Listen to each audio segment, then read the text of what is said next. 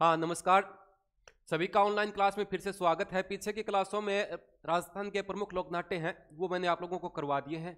आज की क्लास में अपने राजस्थान की प्रमुख जनजातियां हैं उनके बारे में देखेंगे।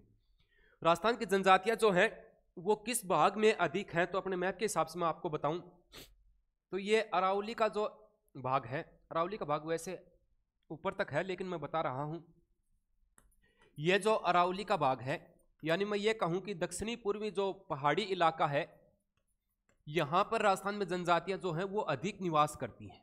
ठीक है, क्योंकि जनजातियां अधिकतर पशुपालन पर निर्भर हैं या फिर ये जो अपने जंगलों में शिकार वगैरह आखेट वगैरह इन पर निर्भर रहती हैं, तो इस क्षेत्र में जनजातियां अधिक हैं। ये बेसिक बात मैंने आप लोगों को बताई है एक बार। जनजातियों से प्रश्न कई परीक्षाओं में आते रहे हैं, आगामी जो परीक्षाएं होंगी इनमें भी जनजातियों से प्रश्न आना तो तय है। अब इसके संदर्भ में या तो ये पूछ लेते हैं कि जनजातियां कहाँ, भील जनजाति सर्वाधिक कहाँ है, मीणा जनजाति सर्वाधिक कहाँ है, इस प्रकार का क्वेश्चन पुटअप हो जाता है। या फिर इनकी जो शब्दावलियां हैं, कुछ इनके रीति रिवाज हैं, त्योहार हैं, कुछ प्रथाएं हैं, वहां से प्रश्न अक्सर परीक्षाओं में आते हैं। जैसे मीणा जनजाति की पंचायत का मुखिया क्या कहलाता है, भीलों के गांव का मुखिया क्या कहलाता है, ओवरी क्या होती है, दापा प्रथा क्या है, झगड़ा प्रथा क्या होती है, मौसर क्या होता है, इस हिसाब से इनकी शब्दावलियां हैं, वहां से क्वेश्चन कई दफा परीक्षाओं में आते हैं। हाँ, तो अपने बात करेंगे पहले भारत के संदर्भ में, मैं आप लोगों को बताऊंगा। भारत के संदर्भ में देखेंगे तो नया प्रश्न लेंगे और नया प्रश्न लेंगे तो यहां से मैं स्टार्टिंग करता हूं। भारत में बात करें तो सर्वाधिक जनसंख्या दो तरह से पढ़ेंगे। कैसे गुरुजी बताओ? पहला है भारत में सर्वाधिक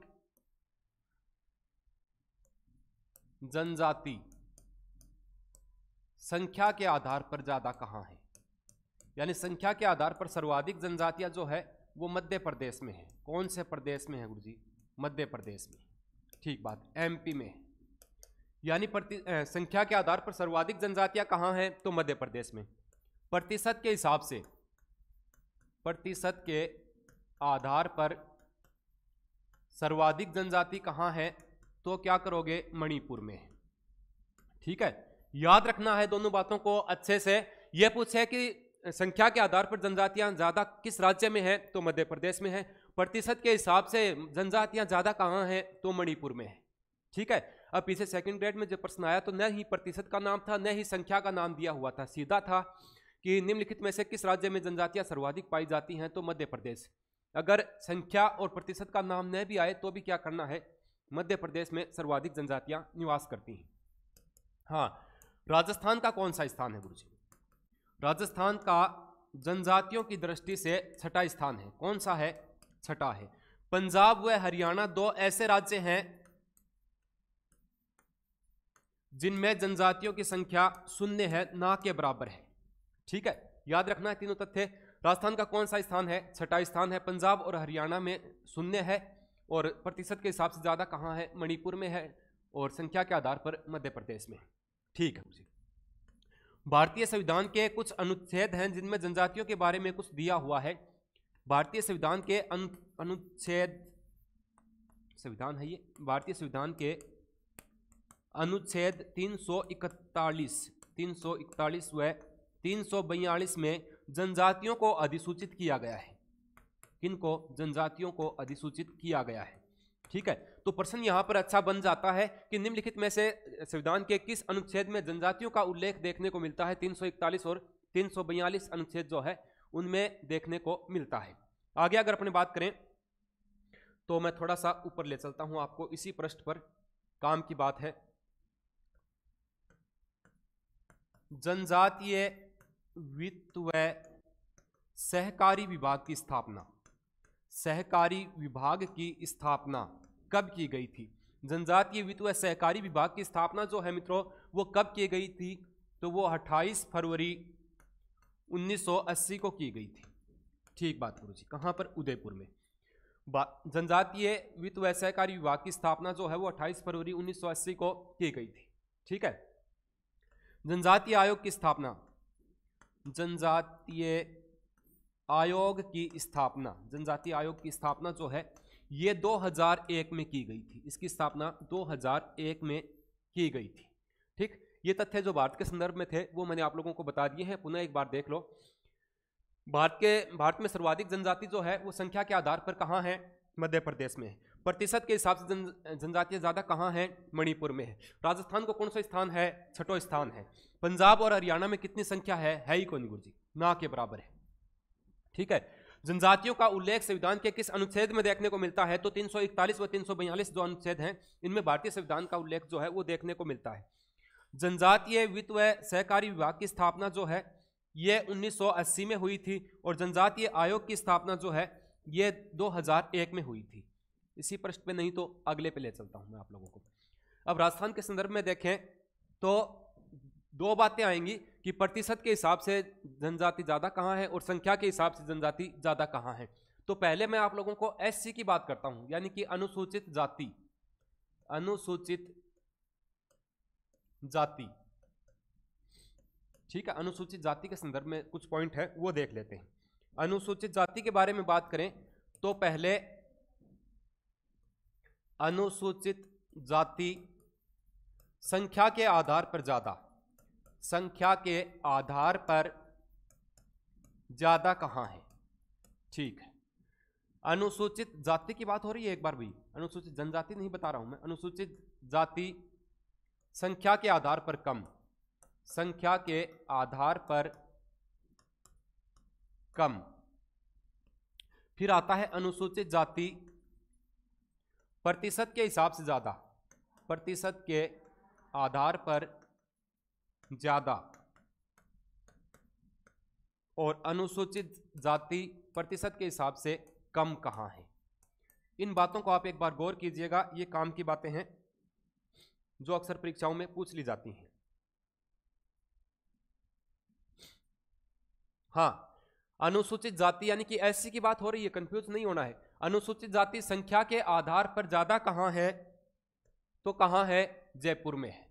अनुसूचित जाति संख्या के आधार पर जयपुर में ज्यादा है। अनुसूचित जाति संख्या के आधार पर कम कहां है? तो डूंगरपुर में है। कम में दोनों में ही डूंगरपुर आने वाला है, याद रखना है आपको। अनुसूचित जाति प्रतिशत के आधार पर ज्यादा कहां है? तो क्या आएगा? गंगानगर में है। कहां है? श्री गंगानगर जिले में है। अनुसूचित जाति की बात हो रही है। अनुसूचित जाति प्रतिशत के हिसाब से कम कहां है? तो डूंगरपुर है। यानी कि अनुसूचित जाति जो है ये प्रतिशत और संख्या दोनों के आधार पे कम तो डूंगरपुर में है, और अनुसूचित जाति संख्या के आधार पे ज्यादा जयपुर में है और प्रतिशत के हिसाब से ज्यादा गंगानगर में है। हाँ, आगे चलते हैं। अब बात करते हैं एसटी यानी कि अनुसूचित जनजाति। अनुसूचित जनजाति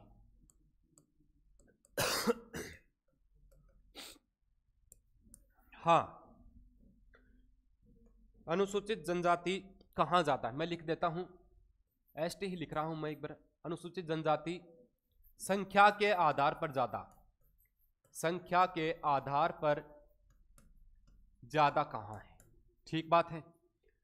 एसटी यानी कि अनुसूचित जनजाति संख्या के आधार पर कम कहां है? संख्या के आधार पर कम कहां है? एसटी प्रतिशत के हिसाब से ज्यादा, प्रतिशत के आधार पर ज्यादा, प्रतिशत के आधार पर ज्यादा कहां है? इस बात पे चर्चा करेंगे। एसटी प्रतिशत के हिसाब से कम कहां है? प्रतिशत के आधार पर कम कहां है? प्रतिशत के आधार पर कम। ठीक है, इधर आ जाओ, थोड़े से देख लेते हैं। एसटी संख्या के आधार पर ज्यादा कहां है? तो क्या होगा? अनुमान लगाओ कहां पर हो सकता है? उदयपुर में। ज्यादा कहां है? उदयपुर है। एसटी संख्या के आधार पर कम कहां है? बीकानेर में। संख्या के आधार पर कम कहां है? तो बीकानेर में है। एसटी यानी कि अनुसूचित जनजाति प्रतिशत के आधार पर ज्यादा कहां है? तो बांसवाड़ा में है। कहां पर है? बांसवाड़ा में। ठीक बात है गुरुजी। और बताओ, एसटी प्रतिशत के आधार पर कम कहां है? तो क्या आएगा? नागौर। अब आप एक बात का अनुमान लगाओ, नागौर और बीकानेर दोनों जिले पास में हैं, यानी कि पश्चिमी राजस्थान की साइड में है। तो उस समय के जो तात्कालिक शासक हुआ करते थे, इन्होंने जनजातियों को वहां से खदेड़ दिया और सभी जनजातियां जो है वो अरावली पहाड़ी क्षेत्र जो है वहां पर जाकर के निवास करने लगे। वहां पर जनजातियों की पानी की व्यवस्था हो गई, वो पशुपालन का कार्य करने लगे। वहां पर आखेट के क्षेत्र यानी शिकार के क्षेत्र थे, तो इस वजह से वो वहां पर चले गए। अब मैं करवाता हूं आपको क्या याद, कैसे याद करेंगे। देखो एसटी संख्या के आधार पर ज्यादा हो गया, प्रतिशत के हिसाब से ज्यादा। जो चीज ज्यादा हो जाती है उससे अपने उब जाते हैं। उब मतलब उदयपुर और बांसवाड़ा, उबना, ठीक है। ज्यादा हो गए तो उब गए। और कोई चीज कम होती है तो कहते हैं तेरे पास तो ये चीज है ही नहीं, तो मैं कहूं कि मैं इनके बिना भी काम चला लूंगा, बिना, ठीक है। बी से बीकानेर और ना से नागौर, इनके बिना भी काम चला लेंगे, ठीक। तो याद रखना, ज्यादा उदयपुर में है और ज्यादा बांसवाड़ा में, प्रतिशत के हिसाब से ज्यादा हो गए तो उब गए, इनके बिना भी काम चला लेंगे। यहां कम है, कैसे काम चलाओगे, कम है मतलब इनके बिना बीकानेर और नागौर, ठीक बात है, ठीक। स्क्रीनशॉट लेना चाहो तो यहां से देख लो। हाँ, आगे अपने बात करते हैं। सबसे पहले नंबर 1 पे राजस्थान की प्रमुख जनजातियां हैं, और मैं बता रहा हूं आपने बात करेंगे मीणा जनजाति के बारे में।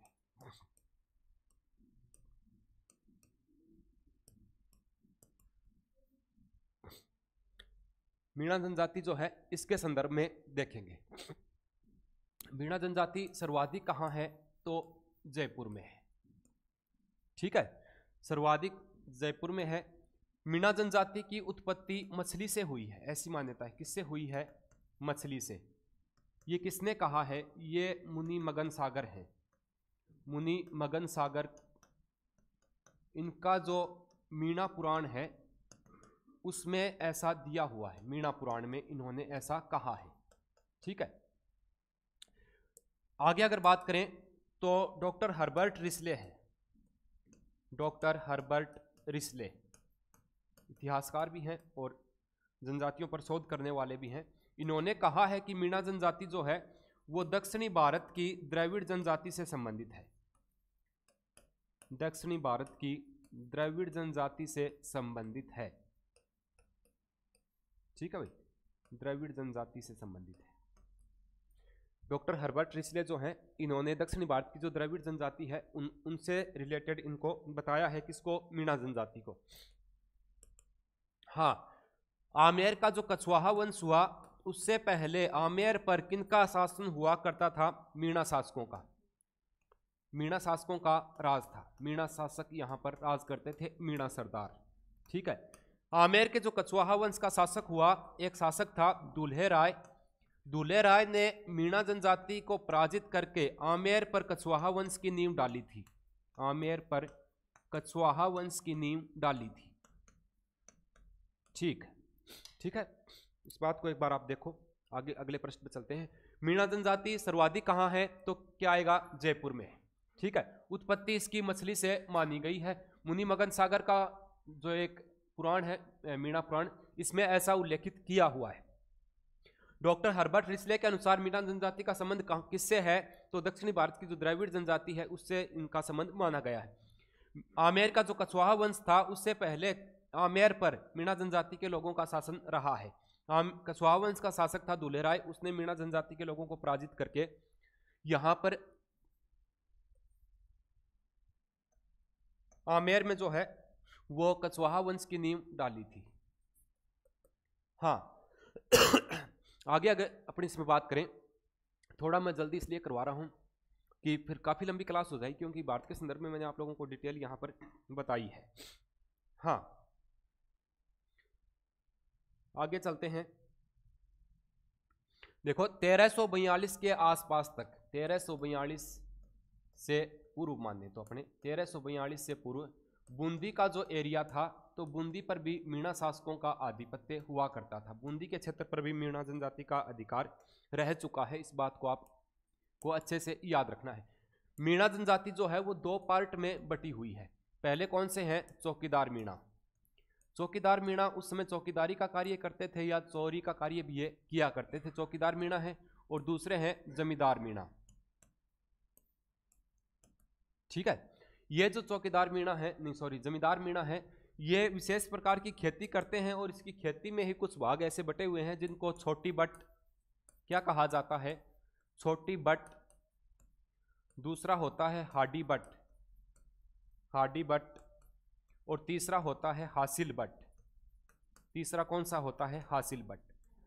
एक बार आरपीएससी के एग्जाम में ये पूछा था कि छोटी बट, हार्डी बट और हासिल बट क्या है, खेती के प्रकार हैं या फिर महिलाओं के द्वारा ओढ़ी जाने वाली ओढ़नी है। इस हिसाब से तो ये मीणा जनजाति के द्वारा जो खेती की जाती है उसी के प्रकार है। छोटी बट में क्या होता है? क्या हो सकता है छोटी बट में? छोटी बट में अनाज का 1/4 भाग, कितना गुरुजी? 1/4 यानी कि चौथी पाती, 1/4 भाग जमीन का मालिक लेता है। जो भी अनाज का उत्पादन होता है उसमें 1/4 भाग जमीन का मालिक जो है वो लेता है। ठीक बात है। आगे बात करें हार्डी बट में, अनाज का 1/, हार्डी है तो आधा, 1/2 भाग जमीन का मालिक लेता है। ठीक, कहने का मतलब खेती से संबंधित है। हासिल है तो इसमें अनाज का 1/3 भाग जमीन का मालिक लेता है। ठीक है, इसको आप अच्छे से याद रखना। छोटी बट, हार्डी बट और हासिल बट, इन तीनों का संबंध मीणा जनजाति से है। हाँ, आगे अगर मैं बात करूं तो एक तथ्य और है, जराइम एक्ट जो है इसका संबंध मीणा जनजाति से है। कौन से एक्ट का? जराइम एक्ट जो है इसका संबंध किससे है? मीणा जनजाति से है। और ये कानून 1930 में आया था। क्या था इस कानून में? ये आप लोगों का पढ़ा हुआ भी है, मैं थोड़ा सा बताऊंगा, ज्यादा डिटेल इस पे जाएंगे नहीं क्योंकि किसान आंदोलन में इसको पुनः पढ़ लेंगे। जराइम एक्ट एक ऐसा कानून था, उस समय जो चौकीदार मीणा थे ये चोरी करते थे। चोरी करते थे तो ये शाम को घर नहीं थाने पहुंच जाते, क्योंकि जराइम एक्ट जो कानून लागू हुआ इसमें नियम यह बना कि कोई भी मीणा जनजाति का लोग है वो थाने में हाजिरी देने के लिए अगर नहीं आएगा तो ये समझा जाएगा कि वो चोरी करने गया हुआ है। ठीक है, इसको ये माना जाएगा जराइम एक्ट के तहत, जिसके तहत जराइम एक्ट के तहत प्रत्येक मीणा परिवार का जो मुखिया होता था उसको यहाँ पर थाने में, संबंधित थाने में हाजिरी देना आवश्यक होता था। ये था जराइम एक्ट और 1954 के आसपास आकर के ये बंद हो जाता है। हाँ, आगे चलते हैं और इसकी कुछ शब्दावलियां हैं उन पर गौर करते हैं।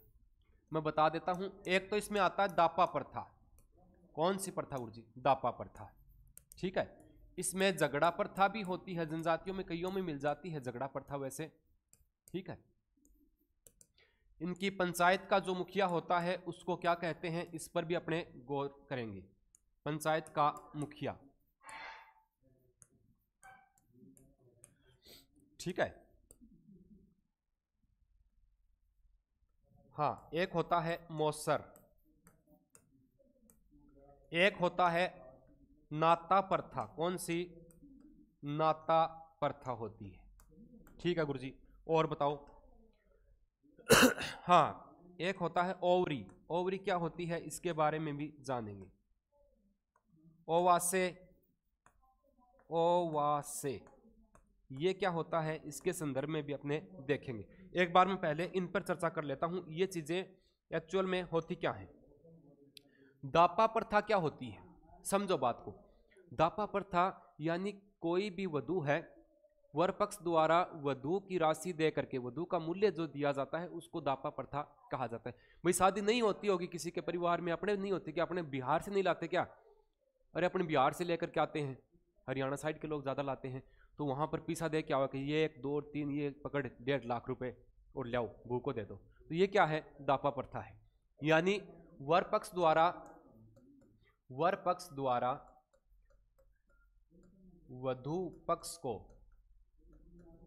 वधू का मूल्य दिया जाता है। वधू समझते हो ना, दुल्हन, वधू का मूल्य दिया जाता है, तो वो क्या होती है? दापा प्रथा होता है। झगड़ा प्रथा क्या होती है? झगड़ा प्रथा ये होती है कि मीणा जनजाति का कोई पुरुष है और वो किसी महिला को भगा ले जाता है, तो उस महिला जो भगा के लेके गया उस पुरुष से वसूल की जाने वाली राशि, यानी किसी महिला को भगा ले जाने पर, किसी महिला को भगा ले जाने पर जो राशि वसूल की जाती है वो होती है झगड़ा प्रथा। क्या खत्म करो झगड़ा, ये पकड़ो पीसा। ठीक है, कोई पुरुष है वो महिला को भगा के ले गया, रोड़ा मच गया गांव में, ये मानो, तो वो पैसे वैसे दे जाके नक्की करता है कि ये पकड़ पैसे, पीछा छोड़ हमारा। ठीक है, तो वो क्या होता है? झगड़ा प्रथा होती। पंचायत का मुखिया जो है वो पटेल कहलाता है। मीणा जनजाति में पंचायत का मुखिया पटेल कहलाता है। मोसर मीणा जनजाति में मृत्यु भोज की प्रथा है। सभी जनजातियों में हो सकती है, मीणा जनजाति से रिलेटेड नहीं है, जनजातियों में सभी में आता है। मोसर जो है ये मृत्यु भोज की प्रथा है। और एक जोसर भी होता है। जोसर क्या होता है? जीवित व्यक्ति का जब मृत्यु भोज किया जाता है उसको जोसर बोला जाता है। नाता प्रथा क्या होती है? पति की मृत्यु होने के पश्चात, पति की मृत्यु होने के पश्चात जो उसका पति है उसके छोटे भाई के साथ उसकी शादी कर दी जाती है, उसको कहा जाता है नाथा प्रथा। और अनाज संधारण की कोठियां हैं। अरे वाह गुरु जी, अनाज संधारण की कोठियां, अनाज संधारण की कोठियां हैं जिसमें अनाज रखते हैं, उसको ये क्या बोलते हैं? ओवरी बोलते हैं। वैसे जंगलों में बने, मीणा जनजाति के जंगलों में बने हुए घर, जंगलों में बने हुए घर जो हैं वो क्या कहलाते हैं? वो ओवासे कहलाते हैं। पुनः देख लो, दापा प्रथा जो है वर पक्ष द्वारा वधु का मूल्य दिया जाता है, जो कि दापा प्रथा कहलाता है। झगड़ा प्रथा किसी महिला को किसी पुरुष के द्वारा भगा ले जाने पर उस पुरुष से वसूल की जाने वाली राशि झगड़ा प्रथा कहलाती है। पंचायत को मुखिया कौन है? पटेल। मोसर के है मृत्यु भोज। नाता प्रथा, पति की मृत्यु होने के पश्चात उसके छोटे भाई से उस महिला का विवाह कर दिया जाता है, जो कि नाता प्रथा कहलाता है। ओवरी क्या होती है? अनाज संधारण हेतु बनाई गई कोठियां ओवरी कहलाती हैं। मेवासे थोड़ा सा मैंने गलत लिख दिया ना, मेवासे होता है। जंगलों में बनाए हुए घर जो हैं वो कहलाते हैं। आगे चलते हैं और बात करते हैं छूटे हुए पॉइंट्स पर। हाँ,